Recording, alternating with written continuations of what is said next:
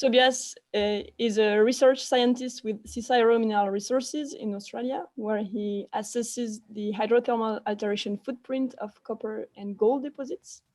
He started his professional career as a chemical laboratory technician working in the pharmaceutical research industry, so a bit of a different topic here. He received his master's degree in earth sciences, as well as his PhD from ETH Zurich, where he graduated in 2015. And during this time, he conducted basic research on the formation of the prominent Hill IOCG deposits in South Australia. After some time working on ground foundation reconnaissance studies for the construction industry, he went back to academia for a postdoc at the RWTH Aachen University in Germany. So Tobias has now 10 years experience working on iron oxide copper gold project in Australia and overseas. Today, his research integrates field studies and laboratory work to investigate the formation of ore deposits and to develop application-oriented tools supporting the mineral exploration industry. The focus is on geochemistry, mineralogy, and he's especially interested in the interaction between fluids and rocks during hydrothermal alteration and mineralization. His experience lies in field geology, assessment of hydrothermally altered rocks, stable isotope works, and fluid inclusion studies. And from this expertise, Tobias is giving us today the ingredients for high-grade IOCG mineralization with some insights from the Gawler craton in Australia. So whenever you're ready, Tobias, the floor is yours. Thank you very much for the nice introduction. And I think I'm ready. Let's hope everyone else is ready as well. Thank you. Thank you. And we'll talk about the ingredients for high-grade IOCG mineralization. And what we see on this title slide is basically the result of this. And we see a close-up of a hematite breccia with hematite here in gray, fluoride, and lots of chalcopyrite. I would like to begin this talk by acknowledging the Wijuk people of the Noongar Nation as the traditional landowners of the land that I'm presenting on today, and I pay my respect to the elders past and present. The second acknowledgement goes to a number of co-workers, especially Chris Heinrich and Thomas Wagner, for their support over the years. I also thank a range of Oz Minerals staff geologists and the entire Oz Minerals field technician team who made my extended field stays, in total just about 5 months, a very pleasant experience. Importantly, a big thank goes also to 2 public funding agencies, namely the Swiss National Science Foundation and the German Research Funds, for funding bulk parts of the studies. Our research group has been working on several iron oxide copper gold systems over the last 10 years. The focus was on IOCG system in the Southern Mount Woods area in South Australia. The area is host to the prominent Hill IOCG deposit, and much of this talk is focused around our findings with respect to the formation of the prominent Hill deposit.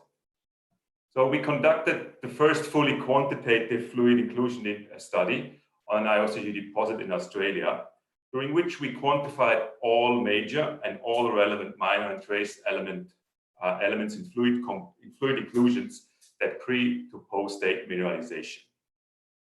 Importantly, detailed fluid inclusion petrography allowed to identify fluid inclusion assemblages that were without any doubt trapped during mineralization. Toward the end of this talk, I will use this data-driven fluid knowledge and link the findings to the trace element composition of fluoride. This was done to develop fluoride as an indicator mineral for IOCG fluids. Finally, I'm going to use the fluoride data from 3 different IOCG deposits and some prospects to show that global IOCG deposits probably do not form by the same set of fluids, and 2 IOCG deposits may not share a common formation model. So why should we care about IOCG deposits?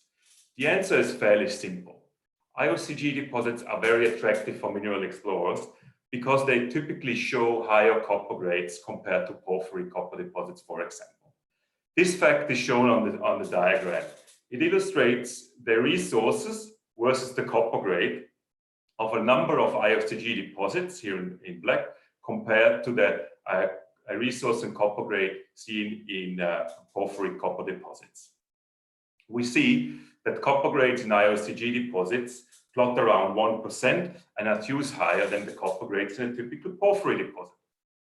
And high copper grades are really a good thing, especially if mining operations need to make profit out of deeply buried ore deposits. What do I mean with respect to a copper-rich IOCG ore is shown in this microphotograph. The picture shows a hematite breccia containing lots of copper sulfides. And the breccia matrix also contains silicates and various other minerals such as carbonates. The copper sulfides are bornite, digenite, edite, and chalcocite. And what we also see is that the hematite breccia matrix is actually quite porous. So all these black parts here are essentially holes. So one aim of this talk is to answer the question, how can we explain the formation of such a IOCG ore? Which comes down to the more specific question, how did this breccia form? But before we go into that, I would like to start with a short synopsis of IOCG deposit features. And the purpose of this slide is really to bring everyone on the same page. So all iron oxide, all IOCG deposits show abundant iron oxides in the form of magnetite and/or hematite. They show zones, sodic, calcic, potassic, iron, and silica dominate alteration zones. They typically show a scarcity of sulfides, so not much pyrite, but some chalcopyrite and usually more chalcocite. The ore bodies are hosted by discordant, structurally controlled breccias and veins, and are essentially replacement bodies. Importantly, most magnetite and hematite breccias I've seen so far are essentially replacement bodies. I'm aware that this interpretation sort of contradicts some of the earlier interpretations that hematite or magnetite breccias formed by hydrothermal brecciation and infill of iron oxides into the breccia matrix. But let me say that I will pick up on this topic a little later during the talk. The important thing is that despite 2 decades of research on the origin and nature of the mineralizing fluids and the sources of sulfur involved during mineralization, both of them are still much debated. Although the group cheering for magmatic hydrothermal fluids seem to be somewhat louder these days. As I said, most of my work was done on the Gawler craton, and the Gawler craton is the central part of a state in Australia, which is South Australia. And so this slide shows the simplified Proterozoic basement geology of the Eastern Gawler craton, which is located in South Australia. I focus on the 3 most relevant lithological groups. From older to younger, these are in blue, calcareous metasedimentary and metavolcanic rocks, locally called the Wallaroo group. These are thin-bedded feldspathik to biotite-rich metasiltstones, metacarbonate rocks, minor banded iron formations, and rare carbonaceous metapelitic rocks. These rocks were intruded here in several places by the Hiltaba granite suite and overlying locally by this big green area, which are the Gawler Range volcanics. The eastern, let's say that, no, the Olympic IOCG province here dotted in white currently hosts 4 major IOCG deposits, namely Prominent Hill, Olympic Dam, Carpathia, and Hillside. In addition, the province is host to numerous magnetite and hematite dominated IOCG prospects, currently showing subeconomic copper grades. And this you see here in black spots. I have not added all of them because then probably the map would be black, but anyhow, there are many of them. So Prominent Hill is located in the north here of in the so-called Mount Woods area, and it's located here in the center of the map in the middle. So metamorphosed rocks north of Prominent Hill are thrusted over a foreland basin, showing a thin band of sedimentary rocks here, extending from east to west. And also a thick package of Gawler range equivalent massive lavas in the south. The region is host to numerous typically magnetite-dominated prospects located around this white spot here. This is the White Hill intrusion, and there are a number of magnetite and hematite-dominated prospects located also south of Prominent Hill in the Gawler range volcanic equivalent rocks. Besides the Prominent Hill deposit, the area also hosts two other mines. These are the Peculiar Knot mine, which is located somewhere here in the north, not on the map, and the Cairn Hill deposit, which is a magnetite copper gold deposit. I just mentioned that the Prominent Hill area is covered by Phanerozoic rocks overlying relevant Proterozoic basement rocks. And the metamorphosed basement rocks north of Prominent Hill show carbonate pyrites, dollarstones, calc-silicate, and intrusions. And they are separated by a fault zone here in blue from the actual mine sequence. The mine sequence are sedimentary rocks, such as calcareous matrix-bearing siliciclastic breccias, argillite dollarstones, sandstones, grey walkies, etc. And these sedimentary host rocks are basically separated by an unconformity or a disconformity from the Gawler range volcanic equivalent lavas, and these are massive triamuloid basaltic andesites to dacite. The north part of the fault zone is essentially altered to a magnetite pyrite skarn-like mineral assemblage, and it only contains subeconomic copper mineralization. The ore body is hosted entirely in the footwall, and we can determine two types of hematite breccias. The first type is the hematite aluminosilicate breccia. It contains the copper ore, and the hematite quartz breccia here in the center, the dark brown parts, which contains the gold ore. So let's have a look at the Prominent Hill sedimentary host rock package. And this series of photographs on the right shows images of individual rocks, rock lithologies. In detail, we see an overturned sequence of interbedded marine sedimentary rocks, carbonate cemented breccias, then grey walkie, sandstone, polymic breccias, and dolomitic crusts, and these are separated by the unconformity from the Gawler range volcanic equivalent lavas. Now, if we turn the images 180 degrees, we recognize that the lavas are placed over dolomitic crusts and thin-bedded dollarstones. These are rocks typically associated at the top of a carbonate platform, and sea level transgression would likely result in the deposition of polymic breccias, sandstones, and grey walkies. And if we go down the slope of the carbonate platform, we get to mass flow can occur, and we create by brecciation and deposition of calcareous breccias. And if we go deeper into the basin, we would get interbedded limestone argillites. Importantly on this is that everyone recognizes that the brecciation actually occurred prior hydrothermal alteration, so prior the input of hematite, and of course prior the input of the copper sulfides. Let's have a look at the effect of hematite-rich alteration, and we see 6 photographs of a intact 10-meter long andesite or altered andesite interval. And we see essentially the effect of pseudobrecciation or replacement of this andesite. I have to say that the rocks come not from Prominent Hill, they come from a prospect south of Prominent Hill called Triton. The least altered andesite is shown here on the upper left, and the most altered andesite is shown on the lower right. And we see that with increasing alteration intensity, the plagioclase phenocrysts, they get slowly but steadily replaced by chlorite and white mica, while the matrix is turning into hematite. And towards the most intense alteration, the texture actually dissolves and it ends up with basically a hematite quartz rock. And really this alteration is sort of gradual and there is no visual clear brecciation seen in these rocks.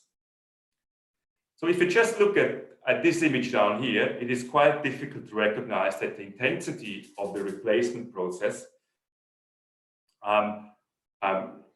occurs without any additional brecciation. So these rocks were sampled from the Charles Dam Southeast prospect north of Prominent Hill. And this prospect is hosted in sedimentary rocks located in the southern boundary of the White Hill intrusion. The image on the left shows that magnetite pervasively replaces a calcareous breccia matrix. And it also replaces calcareous breccia matrix clasts. The images on the right show that the results of the stratiform magnetite replacement here.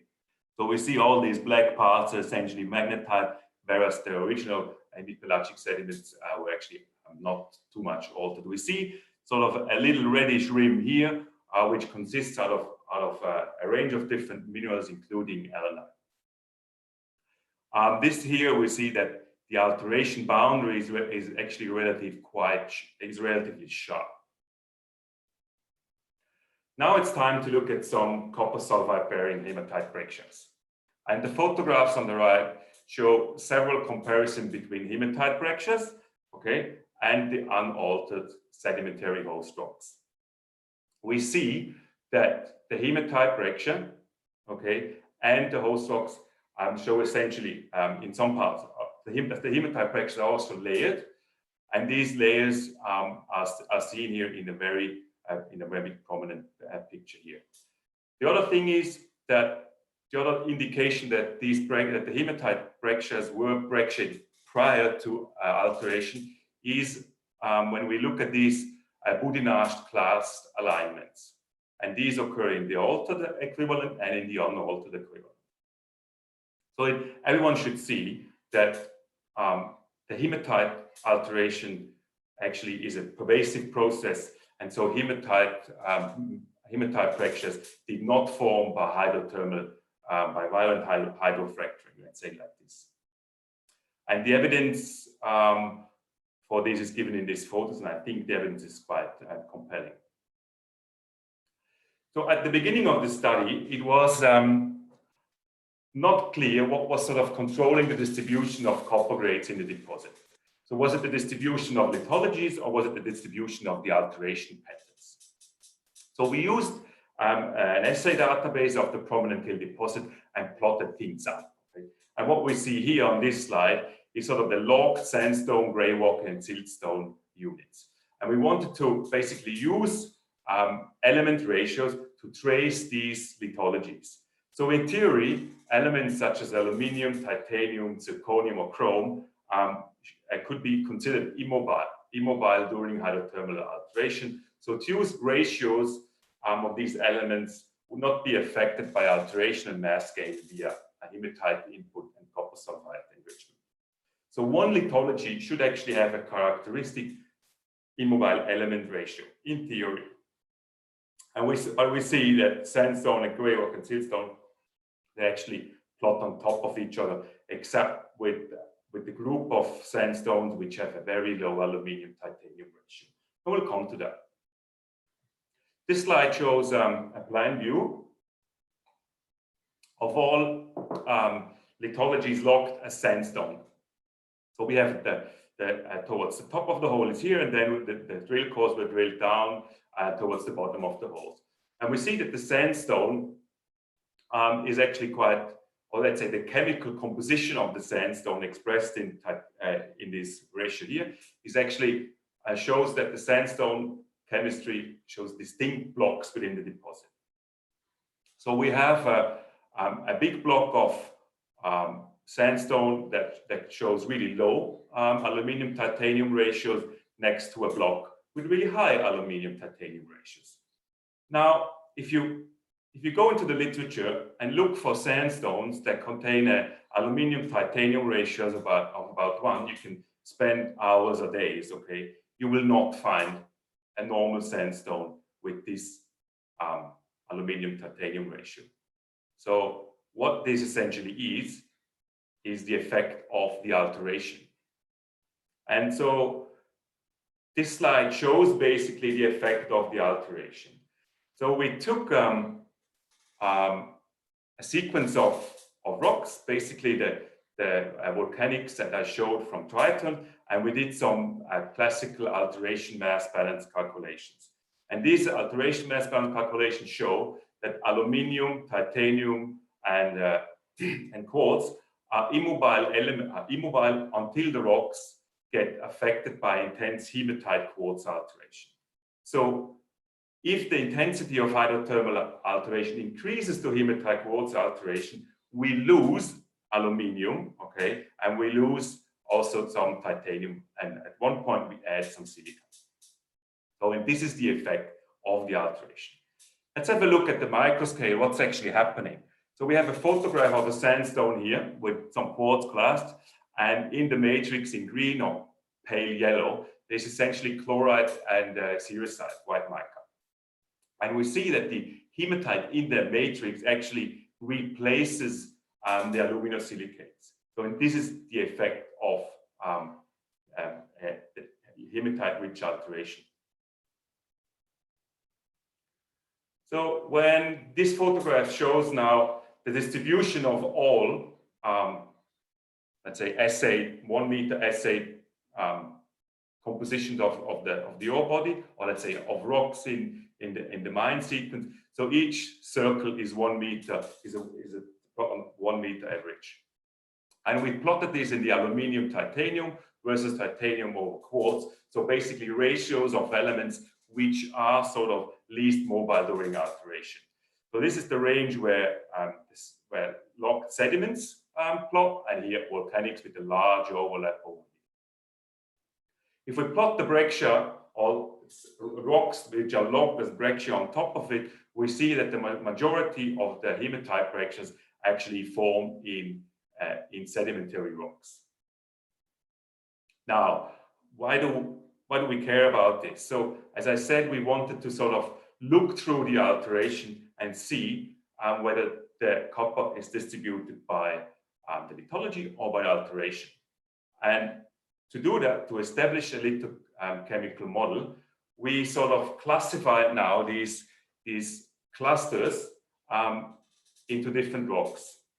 So each of these groups, or each of these clusters, make up chemically defined lithology groups. And I don't want to go into too much detail, but what these slides essentially show is the chemical rock classification. And this is the result of the chemical rock classification. So the illustration shows the distribution of chemically defined lithologies in a pseudo 3D arrangement of 3 sections going through the heart of the prominent hill deposit. The lithologies roughly strike east to west.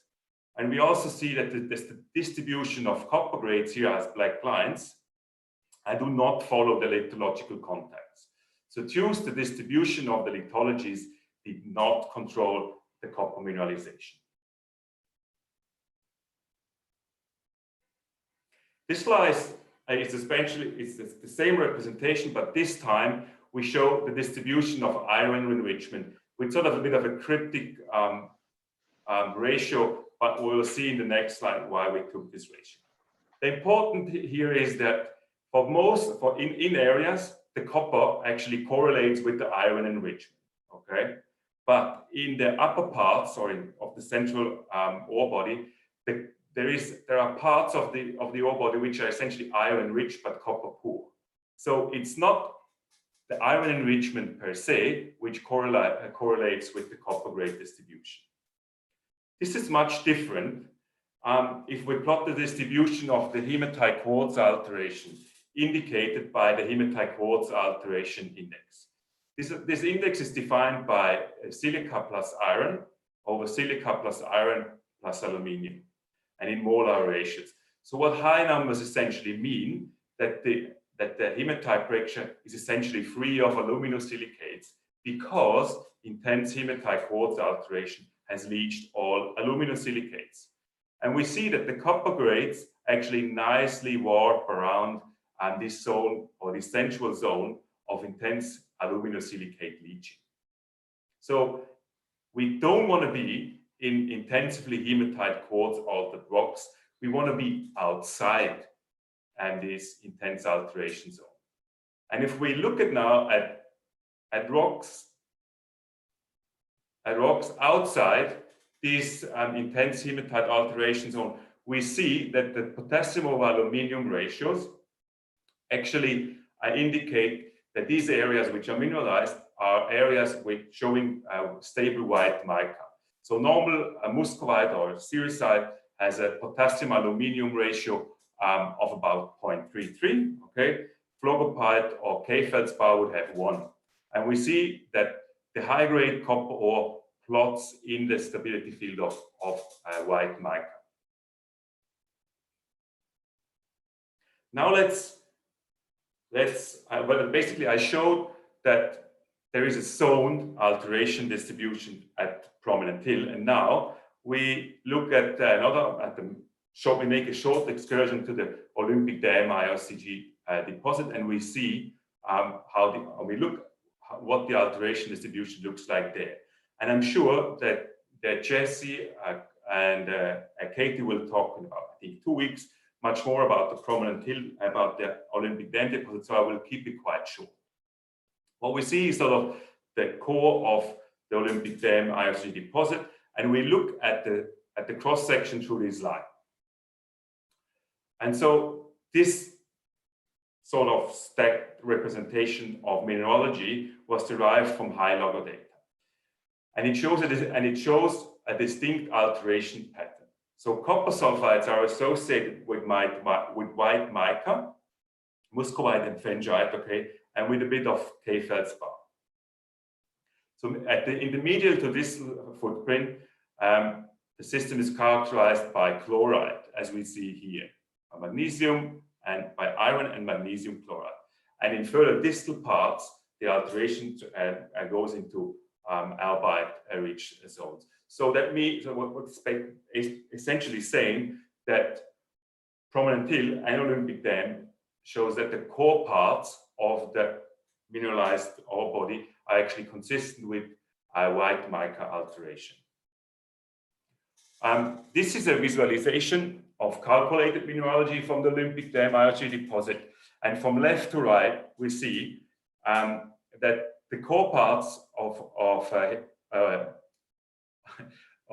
Olympic Dam, is essentially hematite rich, and it's also barite rich. And like at Prominent Hill, the core parts of the deposit is a lack actually on sericite. So it's essentially, again, an aluminium silicate poor core, like at Prominent Hill. And the outer parts, we see that sericite is associated partly with fluoride and with siderite. And if we go really further out, K-feldspar gets stable, or is stable. This slide was taken straight out of one of my publications, and it sort of shows the comparison between Olympic Dam data of unmineralized and weakly mineralized breccias and moderately to really mineralized breccias. On the right side, we see in color, these colorful dots are data from Olympic Dam plotted over the data from Prominent Hill. So all the light gray parts are essentially hematite quartz breccias from Prominent Hill, and here are hematite aluminosilicate breccias which host the ore body. And we see that in both deposits, low grade and essentially aluminium depleted rocks make up hematite quartz breccias, whereas the mineralized parts are not aluminium depleted. So that means high copper grades occur outside hematite quartz alteration at Prominent Hill and also at the Olympic Dam, and this can be measured with relation to the hematite quartz alteration index. To sum this up, The distribution of high-grade copper mineralization at Prominent Hill and at Olympic Dam occurred outside a hematite quartz alteration front and was transgressive to lithological contacts. High-grade copper grades at Prominent Hill spatially correlate with the extent of hematite plus chloride plus white mica stable alteration.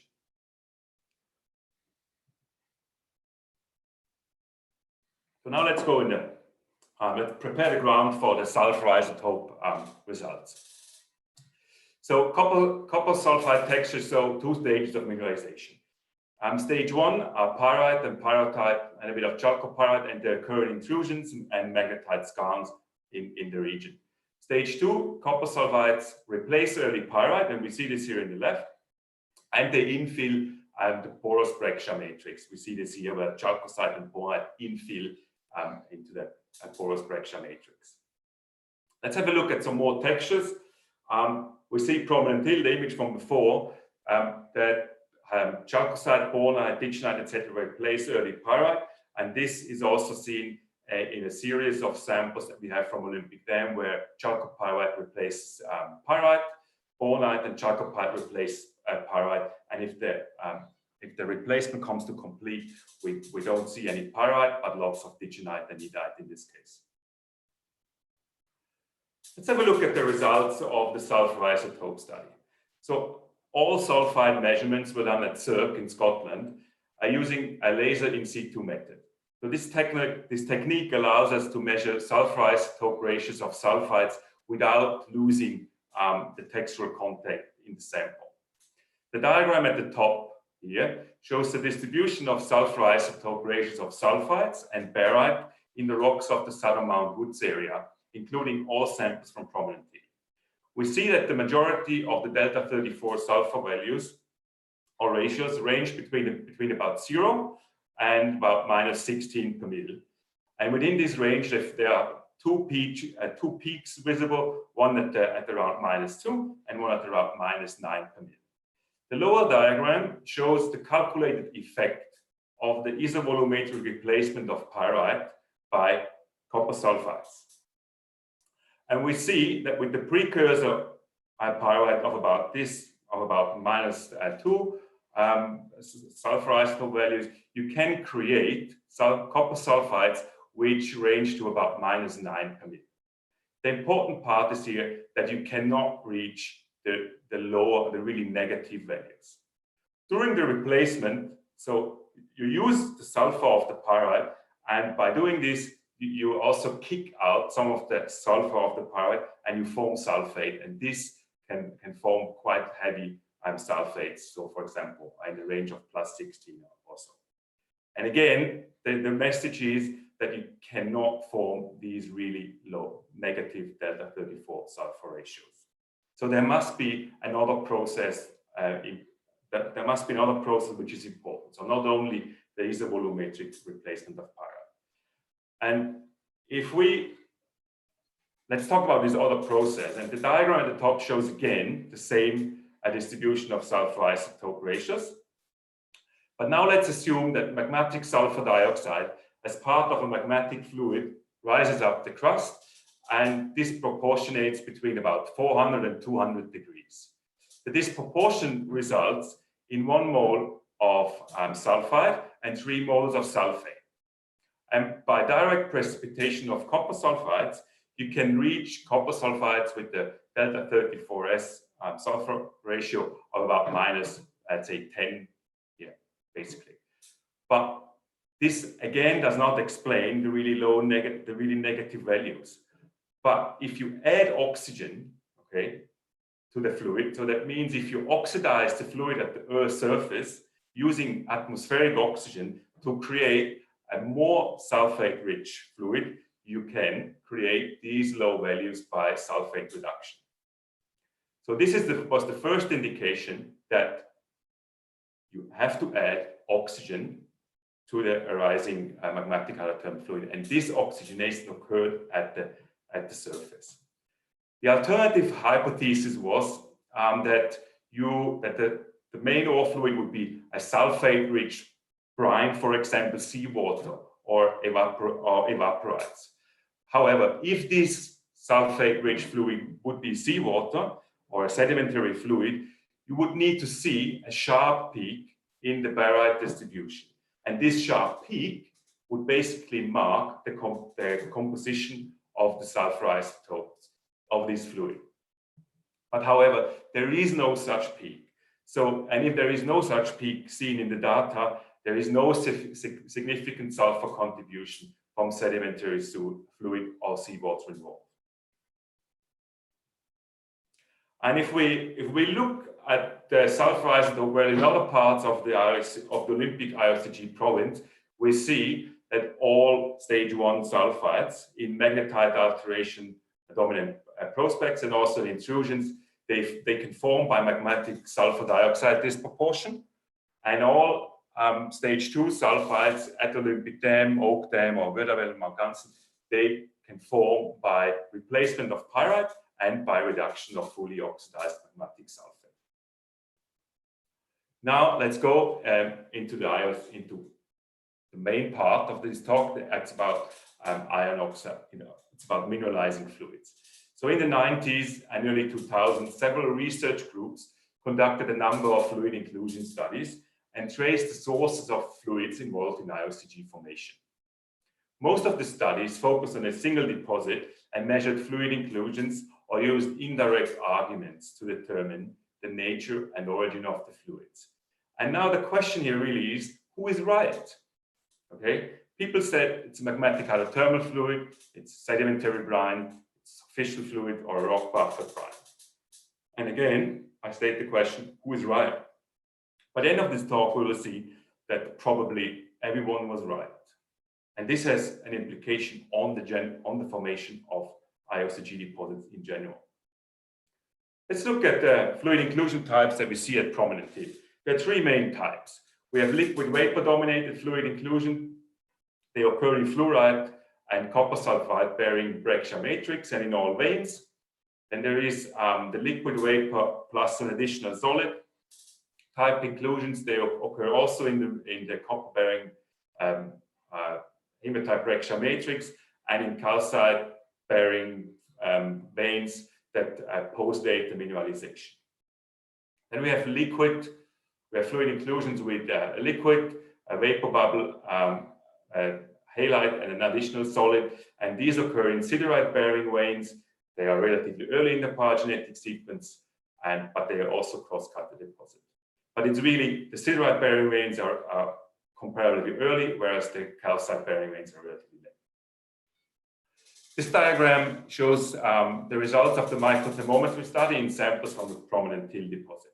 Each data point here represents an entire fluid inclusion assemblage and not just a single fluid inclusion.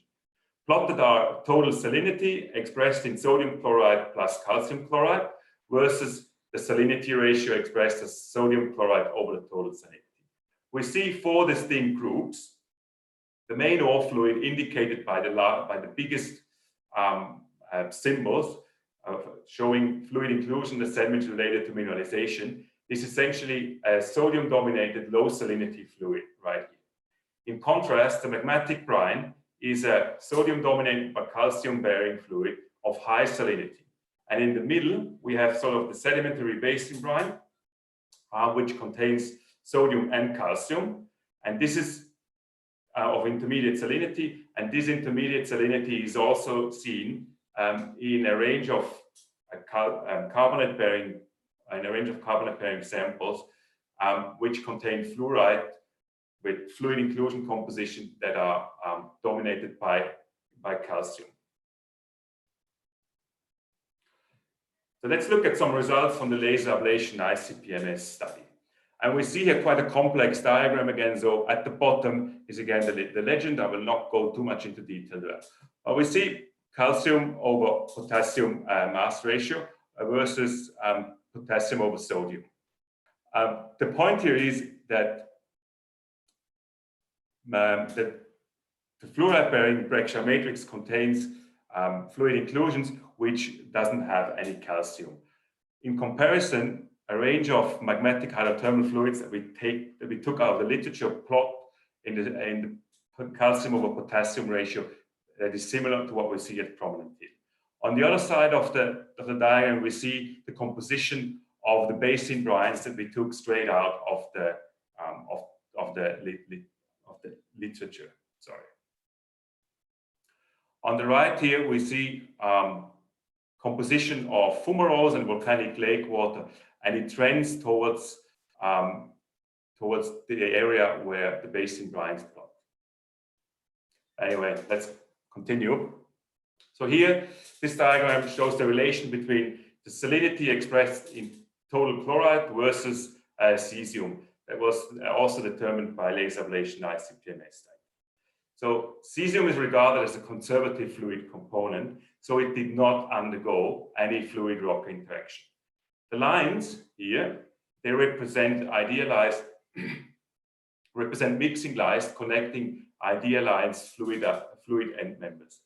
We see that pre to syn mineralization fluid inclusion assemblage overlay with the mixing lines, which indicated that the copper mineralization occurred by fluid mixing of three fluids, namely the volcanic lake water mixing with the magmatic brine, and the volcanic lake water mixing with the sedimentary brine.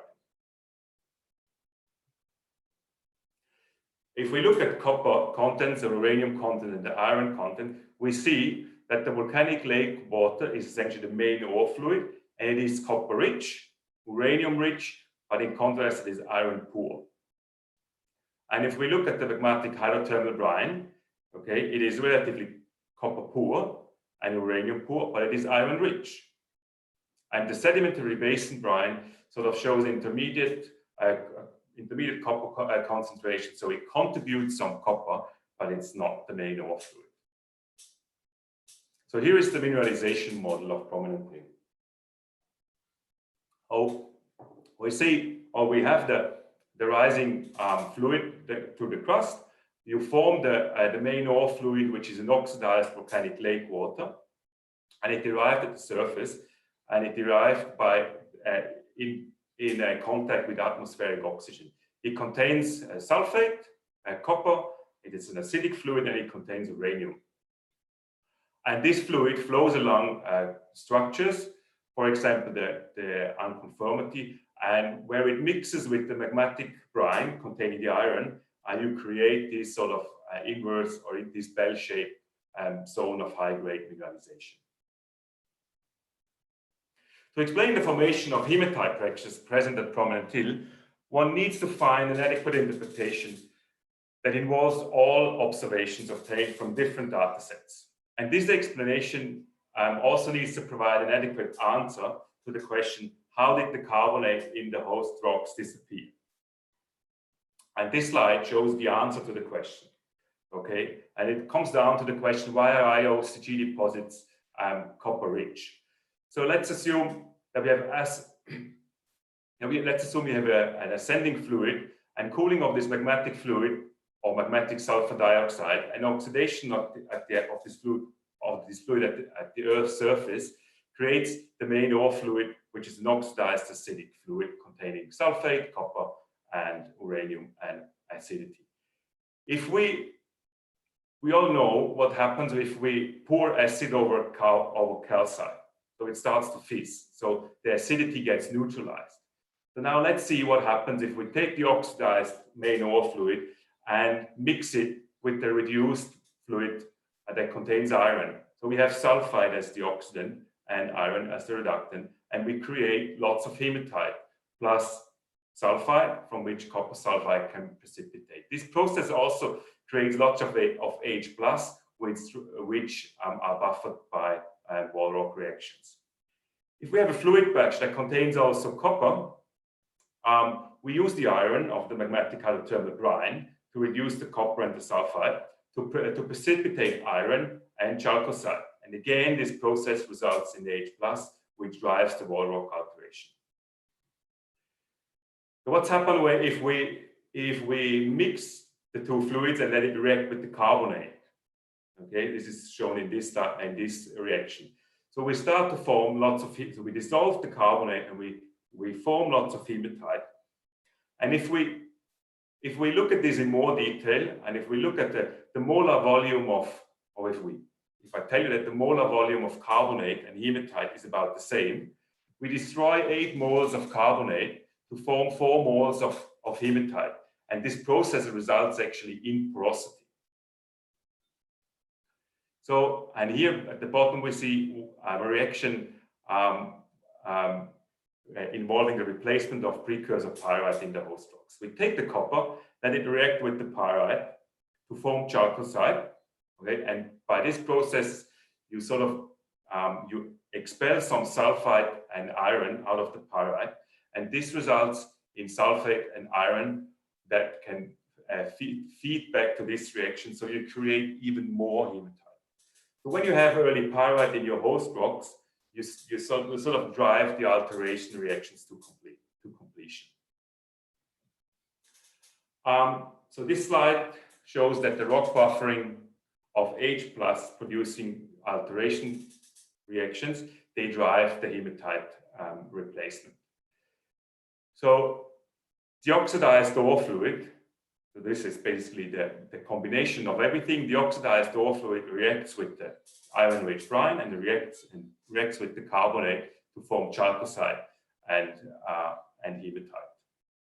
And if we do, and if we let react the copper-rich fluid with the pyrite in the carbonate, we form essentially chalcocite. Now, are these reactions actually proceeding in the right direction? Okay, and if we did the thermodynamic calculation for the main alteration reactions up here. So we got the log K values out of subgrid. Then we plotted the pH, the pH down here, and we used the fluid inclusion data to derive the iron over calcium ratios, and we sort of estimated the CO2 content. We did not measure it by Raman, but the calculations show that the reaction actually goes to completion, and these sort of the reactions go to the completion at all temperatures ranging between 300 and 100 degrees. So it's really critical that these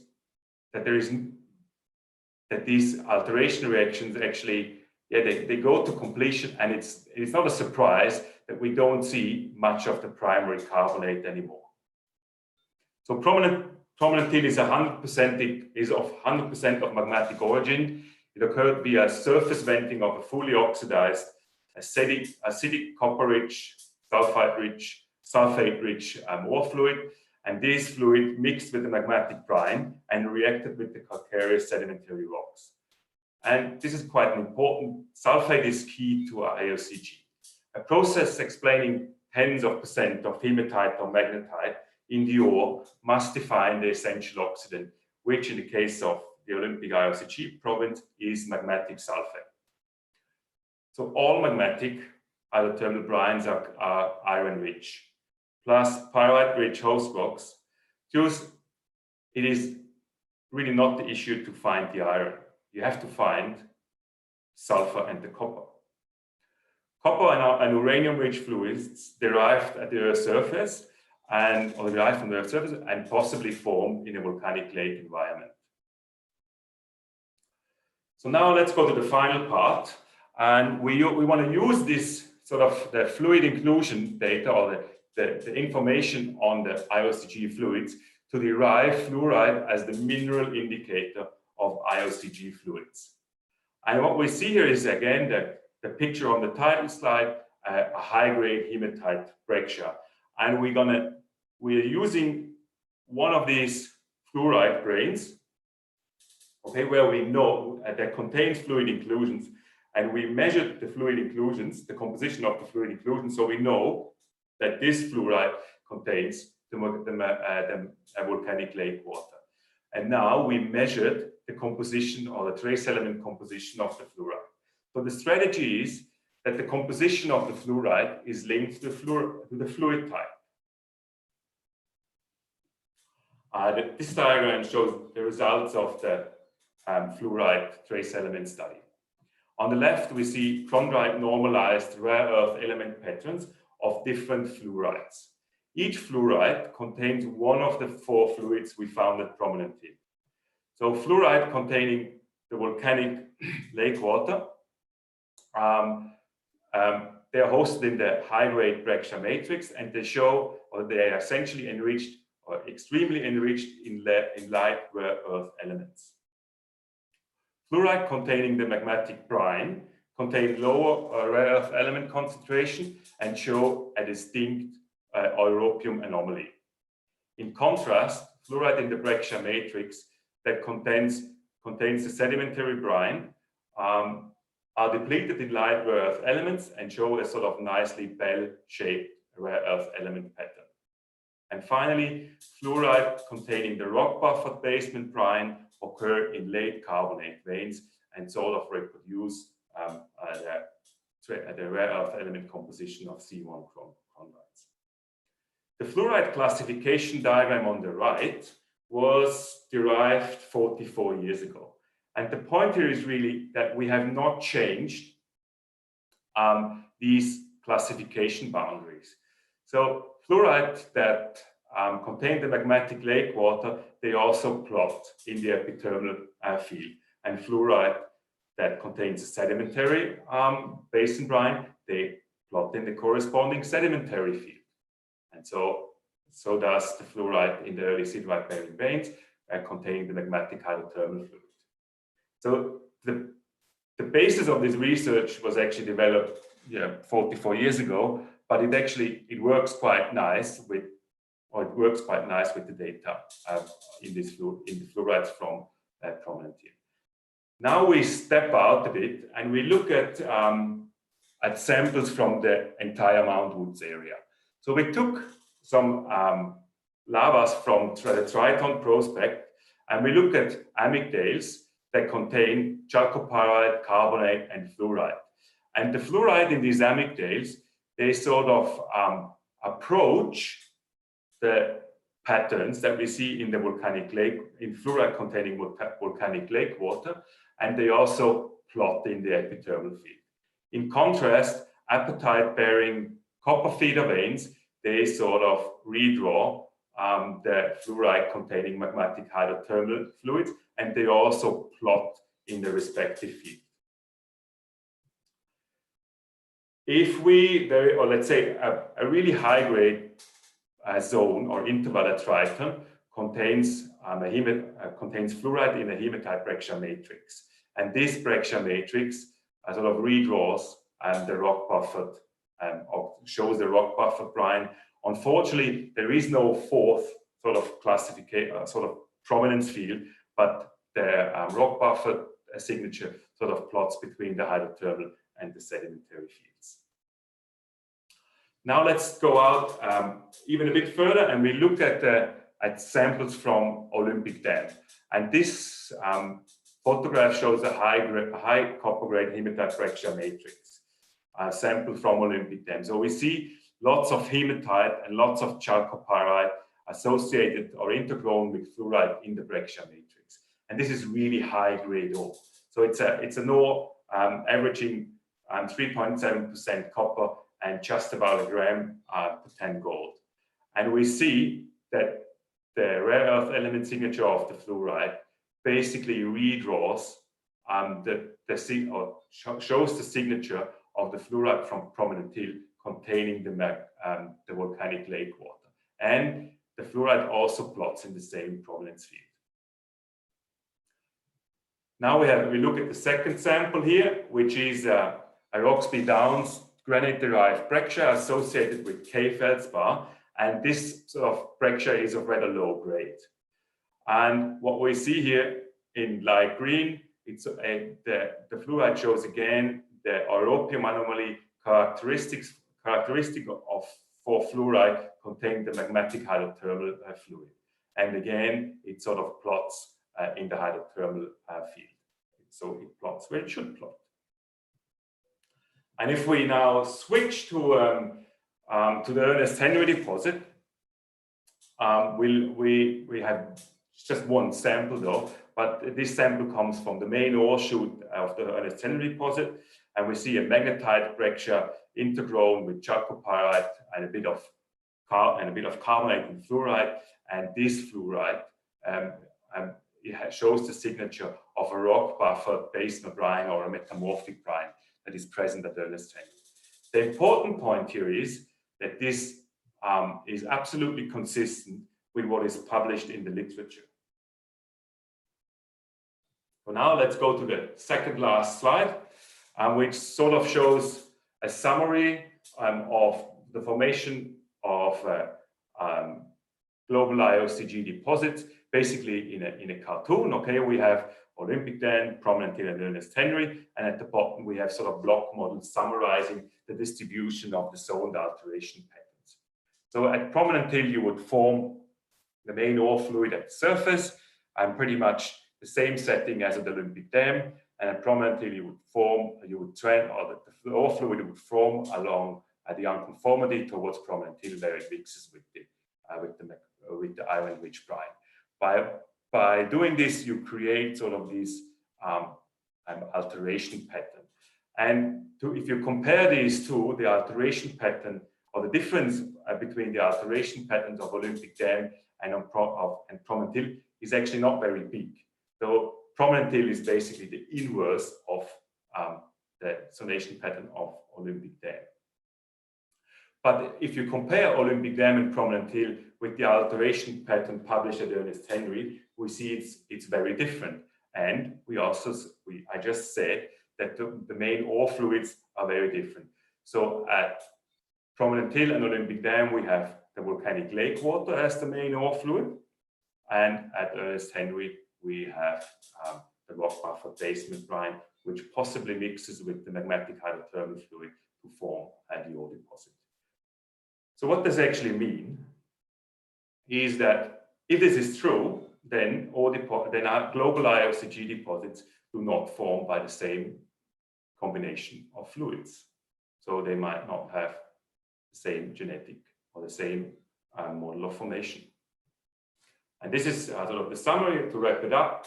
The involvement of 4 fluid types in IOCG mineralization is now confirmed by multiple studies and data types. So variable iron oxide, alkali calcic plus silica alteration patterns are present in different IOCG districts. The fluoride rare earth element chemistry tracks the IOCG ore fluid types. And this is probably the most important point, in my opinion. Please consider diversity in your IOCG exploration model. Okay. Mineralization of high-grade ore at Prominent Hill and Olympic Dam involved an acidic, oxidized, surface-derived ore fluid containing magmatic solute components such as copper, uranium, and sulfate. And with this, I would like to finish, and I would like to thank everyone for their attendance. Thank you very much, Tobias. Thanks for this really complete and exhaustive study. Yeah, thanks very much, Marion, and thanks, Tobias. Really interesting talk. Great to see this different comparison of the different potential fluids, and yeah, really interesting. So we've already got quite a few questions and comments. We have a first comment from Nick Oliver, and Nick, I know you've got a host there, but if you would like to come on and unmute yourself and ask your or make your comments, you'd be very welcome. Okay. Hi, everybody. Hello, Tobias. I enjoyed the talk very much. Thank you. It was great. I know you've struggled with or thought about the aluminium titanium mobility thing quite a bit, and it's a pet hobby of mine. So please forgive me for standing on my soapbox. But I think the problem at Prominent Hill, as you've already pointed out, is that a lot of that brecciation, if not all of it, predates the mineralization. And the real problem there is that you've got, in that regard, you've got brecciation processes that are jumbling the original distribution of titanium and aluminium in those breccias. But you showed a nice slide where you had a felsic volcanic, porphyritic felsic volcanic progressively getting altered. And those are very similar host rocks to the ones you see at Ernest Henry. And at Ernest Henry, because the host rocks are relatively homogeneous, it's a lot easier to use the titanium and aluminium as a marker for that. And my interpretation of the Ernest Henry data is, well, I could show it to you, but it's reasonably clear. And you simply just get dilution of the titanium and aluminium directly proportional to the increase in copper and gold grade. And so it's pretty clear there that the titanium and aluminium dilution is inversely proportional to the amount of hydrothermal cement, which in that case, because the hydrothermal cement is directly associated with the brecciation, it's a different story to Prominent Hill. So just two things there. Firstly, that I've got pretty good evidence that you can use those elements in an immobile element sense if you really trust your host rock. And I think the example you showed, these were not trustworthy host rocks. And secondly, obviously that with the fluorine in the system, you have the potential for mobility of titanium and aluminium. But I think the even the textural interpretation is open to debate all the time. And unless you've got several sets of features that you can line up, such as homogeneous host, gradual textile destruction, titanium and aluminium, and other immobile element data at multiple scales, it's very difficult to make those statements. Now, this doesn't really relate to your main story, so it was just a little bit of an aside, but it was just a point I really wanted to make. Yeah, I think it's a very good point. The only comment that I would like to make on this is aluminium, titanium, and other element ratios, they work fine, okay, until the alteration or the hematite quartz alteration kicks in. So that means they work fine until the alteration gets very intense. And if you don't see this very intense alteration, and then you can work with those element ratios. But if you do see it, then it doesn't work anymore. And the data that I've shown, how do you even interpret? Oh, sorry, how do you even interpret that it's alteration? If so my interpretation of seeing a whole bunch of hematite and quartz with low aluminium titanium is that it represents hydrothermal cement. Yeah. So if we if you just have hydrothermal cement, so iron oxides and copper sulfides, the ratios should not change, right? So you just dump iron oxides and copper sulfides. So the aluminium titanium ratios marking the composition of the host rock, they should not change. That's why we use ratios. But if these ratios change and are towards higher or lower, then you either leach aluminium or you add titanium. And the mass balance calculation that we show, which was basically done on this set of altered andesites from Triton, show that during progressive alteration, you start to leach aluminosilicates. And also the image that I showed of the sandstone, where the hematite replaces sericite, white mica and chloride, that is quite a strong indication that that strong hematite quartz alteration does replace aluminosilicates, in my opinion. Yeah. Okay. Cool. Thank you. Thank you. So basically, you suggest to transport both iron and sulfur in magmatic fluid.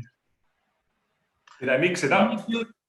If you do it, there is no way you can produce magnetite or hematite alteration at low temperature. It will be all one bold, boring pyrite. So yeah, basically, if you want to produce hematite or magnetite from magmatic fluid, you need to drop your sulfur concentration significantly, and it stops being a buffer. So your disproportionation reaction will stop working. So you disagree that if you use sulfur dioxide and you disproportionate into H2S and sulfate, that you produce lots of pyrite, or you can produce lots of pyrite. So stage 1 sulfides, they basically form from this disproportionation reaction.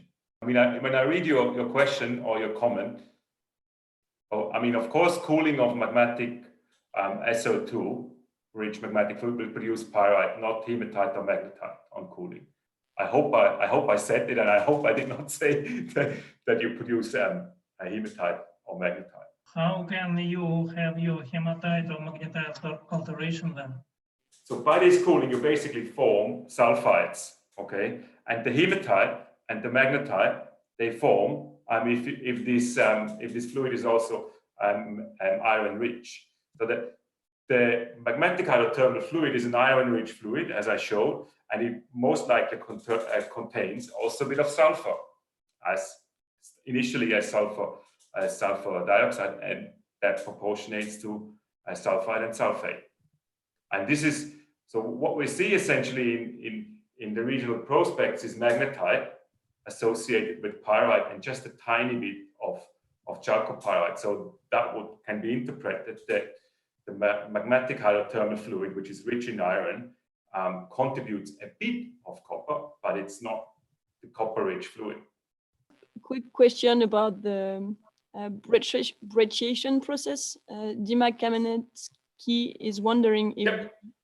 So can the hydrogen released in redox reactions burn and explode to contribute energy and forces for brecciation at Olympic Dam? Well, Dima, I'm not sure.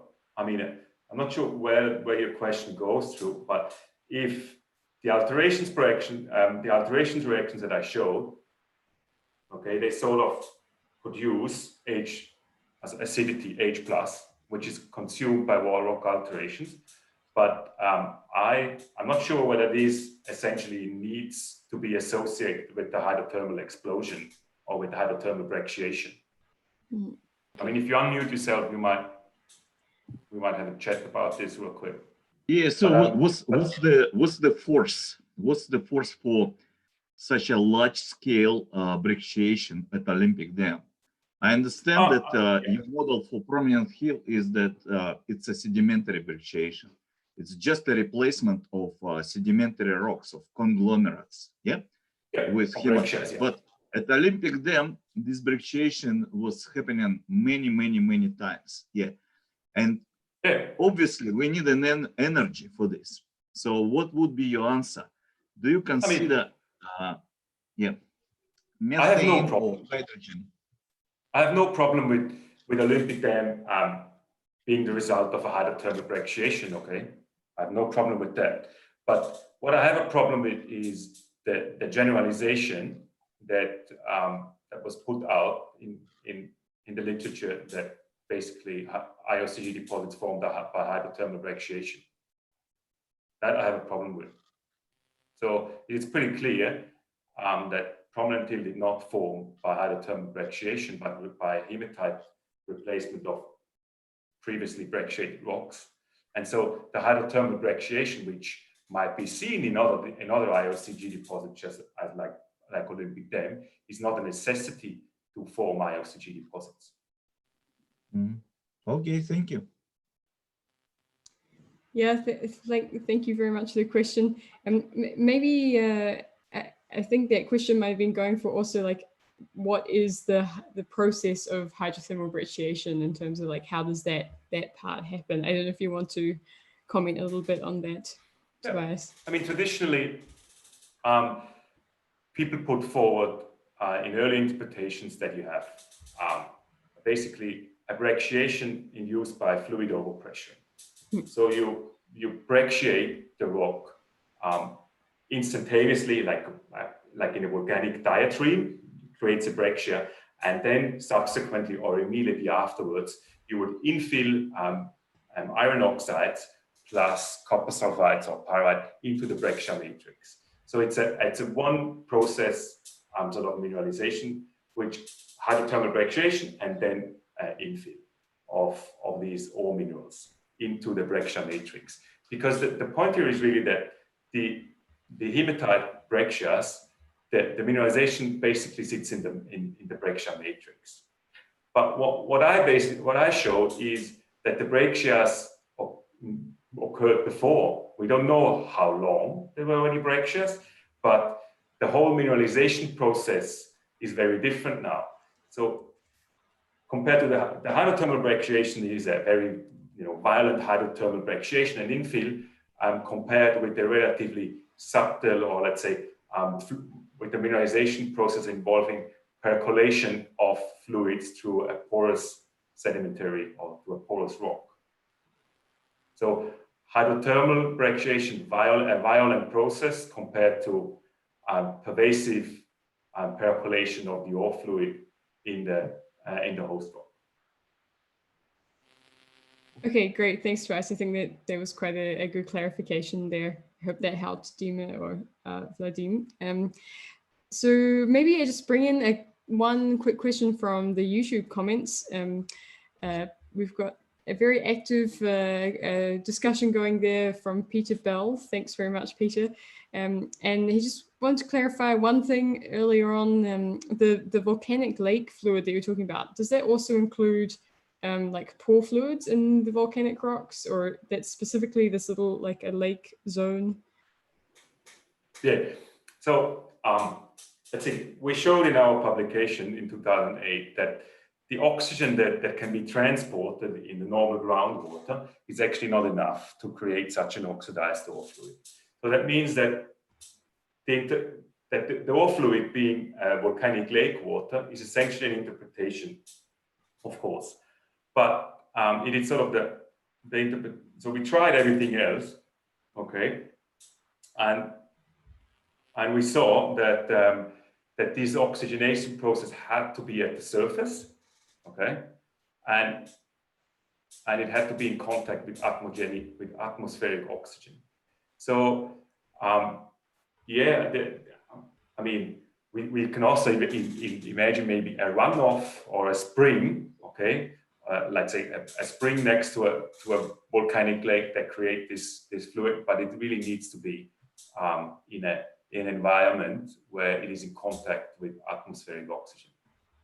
So just diffusion into groundwater will not do the job. Okay, thanks. Yeah, and I hope that. One thing to add, I mean, the volcanic lake water story is not my invention, okay? I mean, early publications of Olympic Dam, they basically, by Reef in 1990, they basically were the first who put this model forward. Yeah, no, thanks. That's great. I hope that helps for Peter there. Maybe another one here, Dima or Vladim, I think. There's a question, if you'd like to unmute yourself, you can. A good one about using isotope fractionation, perhaps to look at fluorite and reliable datings. That was, Dima, you there again? Yes, here. Great. Yeah, I think that there's a great potential for fluoride that has this enriched pattern and very depleted pattern to be dated. And we'll see the relationships between these different types of fluoride. At Olympic Dam, yeah, we have a lot of different color and possibly different earth patterns. Yeah, I'm not a dating specialist, I have to say. Okay, I'm not sure what are the errors on the I would say maybe CSIRO technique dating of fluoride. The point here is that the mineralization occurred possibly 1.6 gigayears ago. So I don't know what the errors are and actually whether you can resolve something with the dating method. We wanted to use the fluoride technique to establish a mineral tracer, which has actually which is based on the fluid composition in the fluoride. So normally, with these mineral indicator minerals, that one uses indirect arguments. Okay, so like it groups in sort of this and that area. But our mineral indicator is really based on solid data from fluid inclusions. So we have another question from Alexander Polozov. If the breccia was before mineralization, and then how long before, what is the reason or energy for ore fluid migration and ore precipitations? I cannot really comment on the age of the brecciation. What I can comment on is the process of brecciation. So that's basically the uplift of the northern Mount Woods area, and this most likely was triggering the tectonic brecciation. And what was the second part of the question? What is the reason or energy for ore fluid migration and ore precipitation?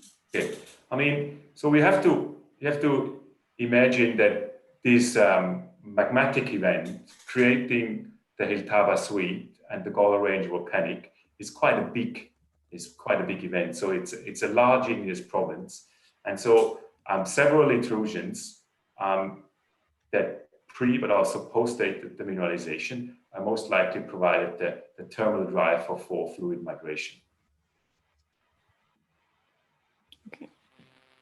Okay, great. Thanks, Tobias. I've got another good question here from Peter Bell on YouTube, and he asks, so what are the regional implications for exploration programs from your work? Well, I think it's a very good question. So in terms of ingredients for high-grade mineralization, okay, I think you need to look for a couple of things. The two most important are basically copper and sulfur, right? Because these are the constituents of copper sulfides. So, and from these two, I think that the copper is certainly important, but the sulfur is even more important. So one would really need to look for lithologies that contain sulfur in the form of sulfide or sulfate. And yeah, that's sort of the most important part. And the second implication, or a second implication of my work, is that you need to look for the right fluid, okay, or a combination of fluids, and you can use the fluoride. You can use fluoride to basically and check what kind of fluids were around in your prospect, for example. And if you found mineralization, okay, let's say if you drill out a decent mineralization in a prospect and you want to turn it into a mine, you may want to use the hematite quartz alteration index if you can on your drill target scale, because you really want to be just outside the hematite quartz alteration, because that's sort of the location where the oxidized ore fluid gets reduced among the more reduced post-rock lithologies. And this reduction or acid fluid mutualization will create let's say the ore shells, which is a really nicely bell-shaped ore shell at prominent tip. So it's a location where the oxidized mineralizing fluid gets reduced either by a second ore fluid or by the host sequence or more reduced host rocks. Thank you. Very good question. Yeah, great. Thanks, Peter, and thanks, Tobias. Maybe a follow-up one there. I don't know if you want to kind of go back to your zonation diagrams. I was just interested if you comment like on the scale like of those zones where you go, like you say, look for where you're just outside the intense quartz hematite. Like, is that hundreds of meters? It's a delicate question. So if you remember, I cannot go back, it's sort of blocked, but if you remember sort of the alteration scale on the slides from Olympic Dam, then it goes into kilometers. Okay, so you would have outside rich alteration, which for a couple kilometers or hundreds of meters to kilometers, and then the alteration sort of gets smaller and smaller. The alteration zones get smaller and smaller towards the high-grade mineralization. But in the literature, people say there is huge alteration zones, okay, surrounding IOCG mineralization. The point here is that at prominent till, the alteration zone is actually not that large. So it's not 10 to 20 kilometers. We see alteration all over the place, but it's very heterogeneously distributed. So what I showed you at Triton is essentially a very, very sharp or very intense alteration distributed within 10 meters. So yes, alteration may be, the alteration zonation may be huge, but it can also be quite small. Wow, yeah, that's quite a variation, 10 meters to kilometer. Yes. Kilometer scale. But I think the literature would go, and like if you read the literature and then people put forward that the zoned iron oxide calcium alteration is relatively large. Great. Okay, so we have a couple more questions. Peter Hill, if you'd like to unmute yourself, you're welcome to ask. Hey Tobias, hey here. Hi Pete. Hey, look, I haven't looked at the detail of it, and just curious, the HemQ zone, the barren sort of copper, barren hematite quartz zone from the hill, is it kind of asymmetrical, like the copper's just on one side, or is copper on both sides? So, so there is the central hematite quartz block, which contains pyrite and gold. Okay, that's basically the gold resource, and the copper basically warps around of this hematite quartz plug. So it's in my section, it's basically a bell shape around the central hematite quartz alteration, which is devoid of aluminum silicates, and the copper sort of warps around it. But okay, let's say from north-south, in the north-south section, it makes a nice shape, a nice bell.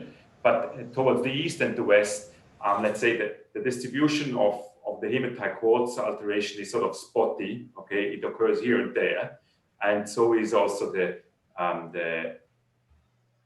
main copper mineralization. One thing that I didn't say is that along, like in the area of the unconformity between the volcanics and the sedimentary host rocks, you see some spots or some locations where hematite quartz alteration was rather intense, but then on other locations it's not present at all. So the copper is definitely outside zones of intense hematite quartz alteration, but it's heterogeneously distributed. Yes. And so, Tobias, can you say a quick word about where is the gold here? Because you the gold. Yeah. Yeah, and the gold sits basically within the hematite quartz breccia and at the immediate boundary towards the hematite aluminum silicate hematite aluminum silicate breccia. Okay. So do you see such kind of? And then there is also gold hosted in little veinlets. Okay, but to be honest, I did not really look at the gold. Okay, because you don't see it, or mostly you don't see it. Okay. You said it was associated to barite also? No? Well, I saw a couple veinlets where gold was associated with, or was hosted in veins that contain also barite, and those veins, they were the ideal location for those were at the boundary between the hematite quartz and the hematite aluminum silicate breccia. Okay. But it's important that the part of the mine, or the part of the rocks which were mined first, were the central hematite quartz rich hematite quartz rich rocks that contain the high grade gold. It's high grade, yeah. Okay. I think if I say high grade, it's around a gram per ton. Okay, excellent.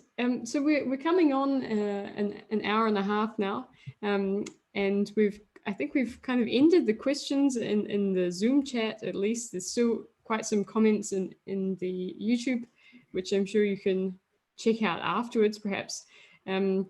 Yeah, thanks so much, Tobias. It's really interesting. If anyone has a last question, please pop it in there now. But otherwise, Marion, any last comments there? No, thanks a lot, Tobias. Thank you very much for the opportunity to give this talk.